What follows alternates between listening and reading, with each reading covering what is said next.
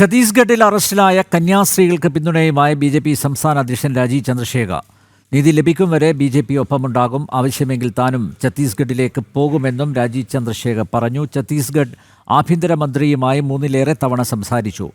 മതപരിവർത്തനമോ മനുഷ്യക്കടത്തോ അല്ല എന്ന് ഛത്തീസ്ഗഡ് ആഭ്യന്തരമന്ത്രിയോട് വ്യക്തമാക്കിയിട്ടുണ്ട്. ഏത് സമുദായമാണെങ്കിലും കേരളത്തിലെ ജനങ്ങളുടെ പ്രശ്നങ്ങൾ പരിഹരിക്കാൻ ബി.ജെ.പി. മാത്രമാണുള്ളതെന്നും രാജീവ് ചന്ദ്രശേഖർ ഡൽഹിയിൽ മാധ്യമങ്ങളോട് വ്യക്തമാക്കി.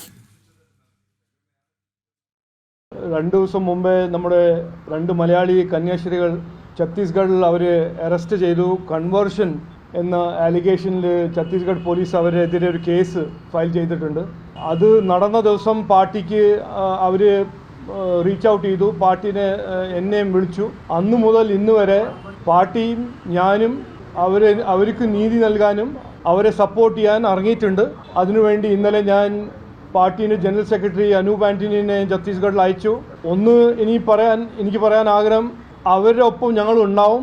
അവർക്ക് നീതി നൽകണ വരെ ബി.ജെ.പി. കേരളത്തിൻ്റെ ജനറൽ സെക്രട്ടറിയും വേണമെങ്കിൽ ഞാനും അവിടെ പോയി ഇരുന്ന് അവർക്ക് വേണ്ട സഹായവും വേണ്ട സപ്പോർട്ടും ഞങ്ങൾ കൊടുക്കും, കൂടെ ഉണ്ടാവും ഞങ്ങൾ എന്ന് പറയാൻ ആഗ്രഹിക്കുന്നു. നമ്മുടെ മലയാളി സമുദായത്തിൽ ആരാണെങ്കിലും അവരുടെ പ്രശ്നങ്ങളും വിഷമങ്ങളും കഷ്ടങ്ങളും പരിഹരിക്കാൻ ബി.ജെ.പി. മാത്രമേ ഇറങ്ങുന്നുള്ളൂ. മറ്റേ പാർട്ടികൾ ഇവരുടെ കഷ്ടവും ഇവരുടെ വിഷമവും ഇവരുടെ വേദനയും കൊണ്ട് ഒരു അവസരവാദ രാഷ്ട്രീയം ചെയ്യാനാണ് അവർ ചെയ്യുന്ന കാര്യങ്ങൾ.